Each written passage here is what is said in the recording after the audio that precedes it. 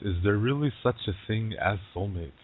I did a seminar in London several years ago, and there was a rock star there, and him and his wife, I guess they were new couple, and he hadn't done anything for ages.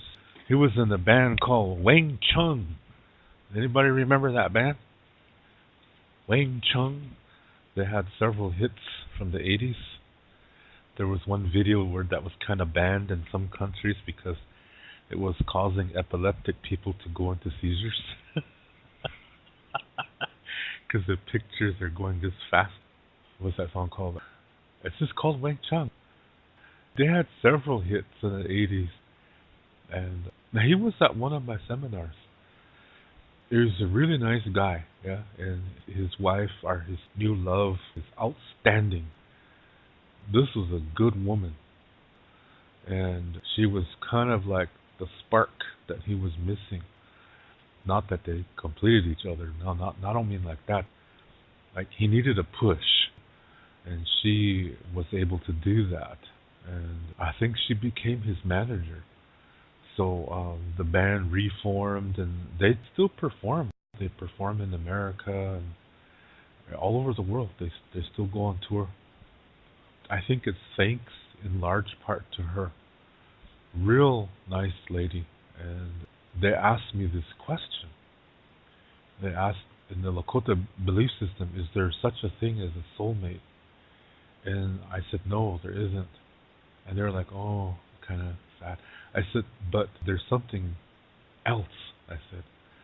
And then I started talking about this concept that we have called Mahasani. And Mahasani is a concept where when you meet somebody, it's like you just fit, yeah? And you just connect solidly on a lot of things. In other words, it's like so much is given.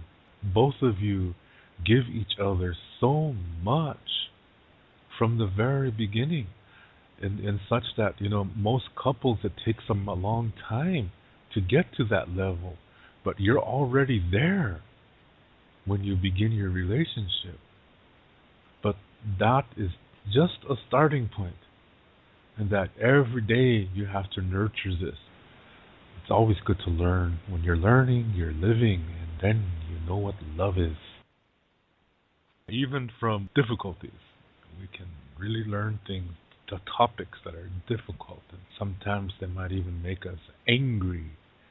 We can still learn from it. When we live in this way, we're 100%. As individuals, we are 100%. And then, like attracts like. This is a natural law of the universe. So when we are at a certain point, we just, out of the blue, we're going to bump into somebody. It's like forces beyond our understanding brought us together somehow. This is not God, this is not angels or anything. That's all dualistic. It's something else. It's a force greater than that. That because of the way we are as individuals, that we just naturally attract certain people. And these forces around us, by using our thoughts, they guide us to that person. And that same thing is happening to that other person too. So when you meet, it's like lightning, yeah? It's like fireworks. It's like just everything clicks. It's magical. Sometimes it might happen where you're walking down the street and you come around the corner and boom, you bump into somebody and there it is. You make eye contact and it's holy. But this is only a beginning.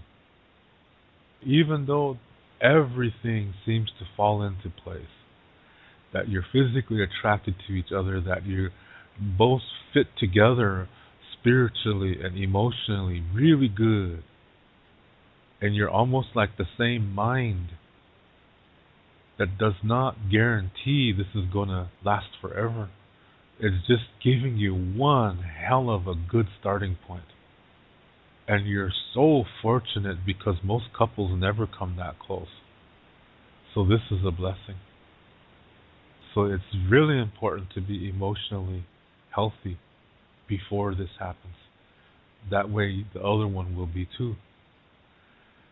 So as you live your lives, and difficulties will come to the relationship too, but since you already know how to handle them in your own life, both of you will know that this difficulty most likely is an opportunity to increase your love for one another. And when you do this and it just leads to other greater things, you slowly become one. But you're not completing each other. You're not completing each other, but you're creating something that has both of you in it. And that's an extension. So the relationship is actually an extension of both of you. It's also a new dimension of both of your lives. It's a new universe you're creating. So you're still 100%. You still maintain your individual identity, but you're creating a new identity. So it's not about, we complete each other or things like that. It's not about I need you or I'm nothing without you. It's not about that. It's look at what we can do together. Look at what we are together. Chalila yomak pi. You and I together. So this is so it's not about we were meant for each other, because that takes you away from the present moment when you think like that. You have that tendency to wander from the present moment when you say we were meant for each other. It's fate that we met. This is all taking you away from the present moment, and it's taking you away from your sacred center. Because I talked about the sacred center stuff with them in the seminar that we did, so they already knew that. I said, so the focus is to stay in the present moment, and then your journey is just wonderful after that. And it's just, I can tell you guys already are on it, because I can just feel it from you guys. I said, that really made them happy. That's Mahasani. I said, you're on the road to Mahasani.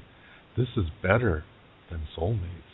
I said, I think it just depends on how you define it. I think in a lot of things, people see it in a healthy way and they see it in an unhealthy way. So the tendency for people when they use the word soulmate, the tendency is for them to say that, yeah, see, we were designed, we were destined. But that's fatalistic, and nature is not fatalistic. So that's the unhealthy way to look at the word soulmate. And unfortunately, that is the tendency. When somebody uses the word soulmate, the tendency is to look at it in a fatalistic way. And nature is not fatalistic, and that's what makes it an unhealthy view. But you could define it in a healthy way. And that would be the beginning of Mahasani. But I prefer Mahasani. Because it sounds cool to say, yeah? So this is how that is. It's really good to connect with somebody in the beginning that you have similar viewpoints on so many things, but it's not a guarantee. But don't worry about that. What you worry about is the present moment. Don't worry about, is this going to last forever or not? Sometimes people change because they wander away from the present moment. And when you wander away from the present moment by constantly worrying about the future, you wander away from your sacred center as well. And your connection to the earth becomes weak as well. People can change, and sometimes it'll be for the worse. You can't predict that. But what you can do is you can influence the future. And you do that by staying in the present moment. And as long as you're learning from your difficulties, both of you, as a couple, that you're learning from the difficulties that come with your relationship, and that when one of you has a difficulty in your own life, the other one is there to help, to support one another when it happens to, no matter who it happens to, I mean. And when you can do these kind of things, you're just totally influencing a powerful future for both of you.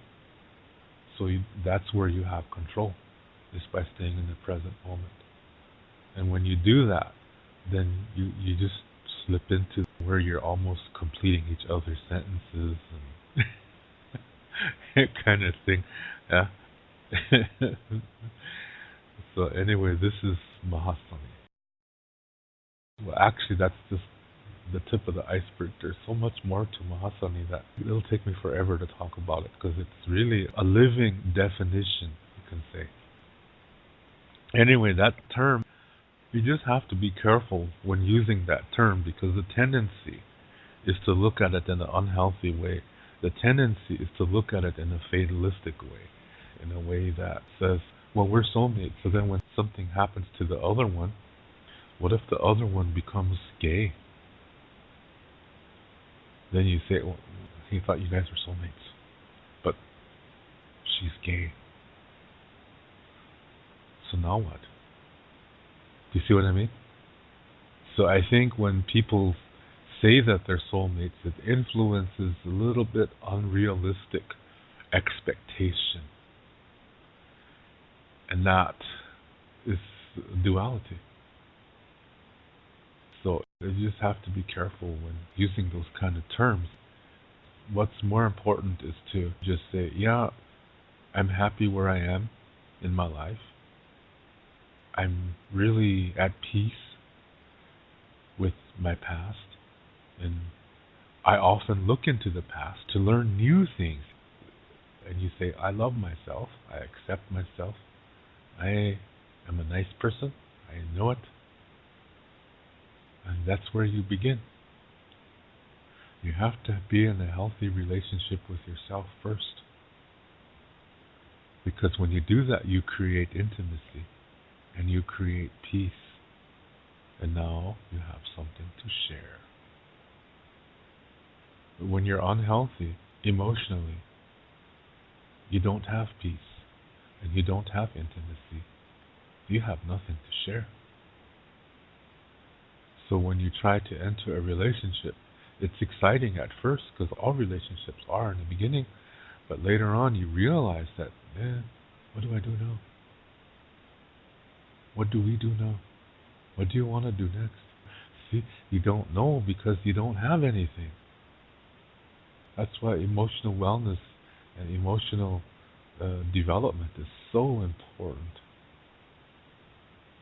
It's important to be at peace with our past. And using a religion to wipe it away is not going to work, because your body still keeps that energy. Your body will never forget the things that happened to you. You still have to deal with it. And then, and only then, do you have a chance at peace and emotional development. Because if you don't, then you're going to have a very difficult life.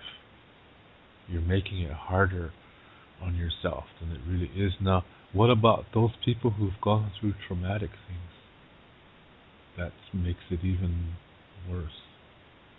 And for them, they probably need to talk with somebody to guide them through, because when it's traumatic stuff, it's something we cannot do alone. We need somebody to guide us through it. But we do have to come to peace with it. To read more about Lakota Star Knowledge spirituality, you can read my book called Wichocha Otechike. You can see the book cover on the right side of this screen. This book contains the information to what I talk about on my Lakota spirituality videos. To purchase this book, please click below where it says Show More. Clicking on that link will open up the description below, and there you will see a link called To Purchase My Books. As you will see, it's an eBay link. Click on that eBay link and there you will see the information to get this book. Lila Pilamayelo. Thank you very much.